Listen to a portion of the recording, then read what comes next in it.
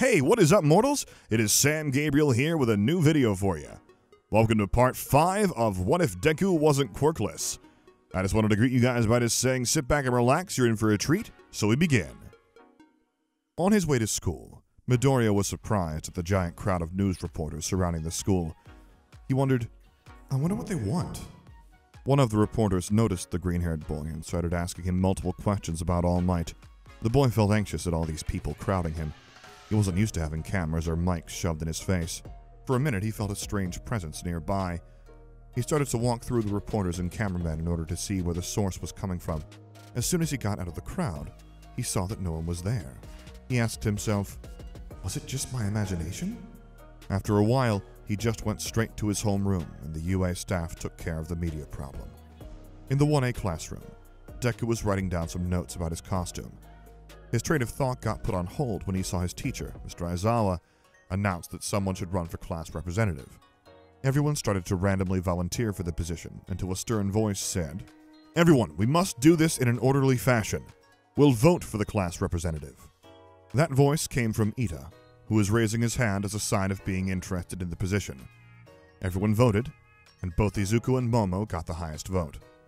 The green-haired boy was nervous about this and looked for an out. The tired teacher in the sleeping bag simply instructed, "Look, I don't care who it is, just figure it out after my nap." Everyone went to lunch and had started talking about the position. The green-haired boy, on the other hand, was still pondering about that odd presence he felt. He was so deep in thought that he didn't hear the school alarm go off. Everyone was running toward the exit, and some were being pressed against the school window. The blue-haired boy noticed that the cause of the alarm was just the media. Tenya asked Uraraka to go use her quirk on him. She did, managing to touch his fingertips and make him float. Much like in canon, he used his engines to move towards the exit sign and to tell everyone that it was just the media outside. After all that, Ida got elected president just like in canon. The next day, everyone was told to suit up for rescue training exercise, and were told that the exercise was somewhere off campus. Deku decided not to wear his costume for the exercise and just wore his PE uniform with some of his hero gear. On the bus drive, everyone was talking and getting to know each other. One student asked Midoriya how he manipulated the blast from Bakugo's explosion. "My quirk allows me to manipulate heat sources. I'm still getting the hang of it since I only developed it about a year ago," the green-haired boy explained. "So you're a late bloomer?" a girl with a frog face asked. Izuku nodded at the girl's question and just said, "Pretty much." As everyone continued to ask the boy multiple questions, one commented that he was similar to Bakugo, to which the latter yelled in anger at the comparison. The green-haired boy commented in a snarky tone, "Except I don't have one emotion." The atomic blonde growled at the green-haired boy and dared him to say it again. Their petty argument was stopped by Aizawa as he told everyone that they had arrived. "Everyone, this is 13. She'll be assisting me in this class," the tired teacher said. Everyone greeted the space hero, while a certain brown-haired girl was fangirling. The green-haired boy had noticed her getting excited to see her idol in person. He smiled at seeing her happy, but that smile quickly faded as he felt the same presence he felt the other day. "Deku, are you all right?" the brown-haired girl asked as she noticed his face looking a bit alert. Midoriya saw in the distance a black hole culminating in the middle of the plaza. There he saw a hand-covered villain and a bunch of other lackeys walk out of the portal. "Where's All Might? I was told he'd be here," the hand villain said in a raspy, disappointed voice. The portal then morphed into a human-like shape and simply responded with, "I am not sure. Perhaps there was a change in schedule." As everyone saw the villains, Aizawa ordered everyone to stay back. He then ordered 13 to call for backup. Unfortunately, she could not. There was something jamming their frequency. Aizawa then told everyone in Class 1A to stay with 13 while he took care of some of the villains. Deku was concerned for his teacher, but that concern faded as he saw Mr. Aizawa mop the floor with some of the villains. Deku muttered in an impressed tone, "Damn, he's good." Ida ordered the green-haired boy to get back. Izuku obeyed, but as he ran toward the others, a black mist popped up and gathered around him and his classmates. "Terribly sorry for showing up uninvited. We are the League of Villains. We are here for All Might. Where is he?" the black mist said in a calm but demanding tone. Everyone in Class 1A said nothing until a certain atomic blonde and redhead decided to instigate an attack. The villain engulfed half of the class in his black mist and warped them to different parts of the USJ.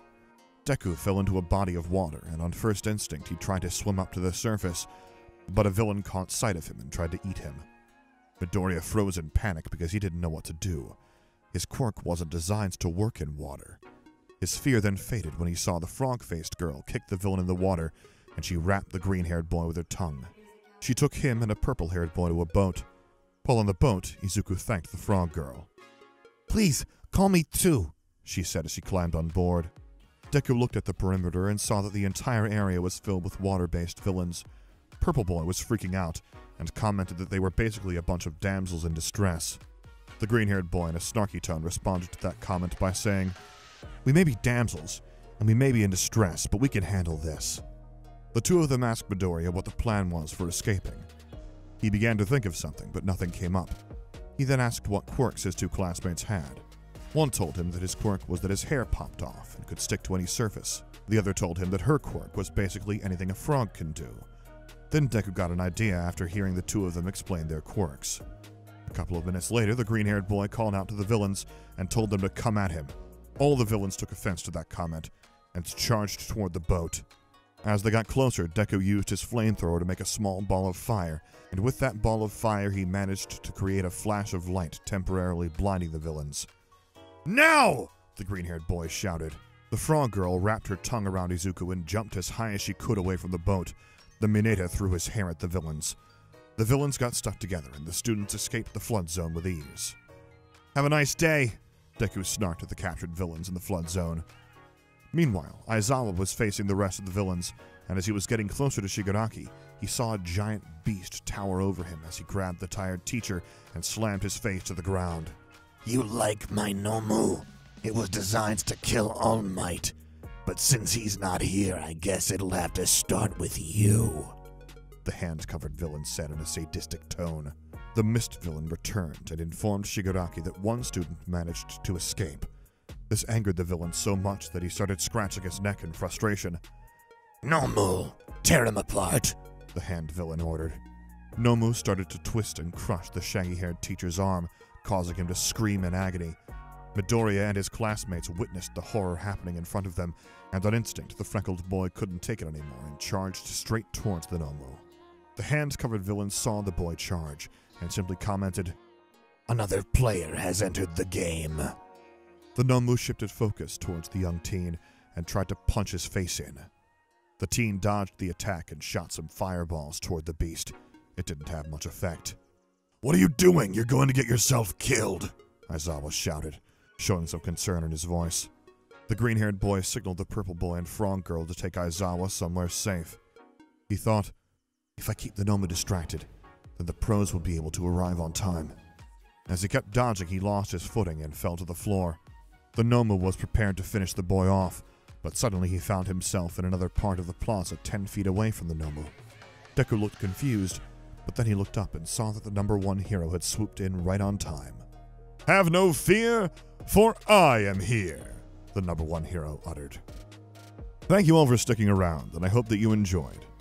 Before you leave, we would just like to let you know that We the Celestials has many other channels for your entertainment and viewing purposes. All the information you'll need is right below here in the description, so feel free to check out all the other incredible projects our team creates.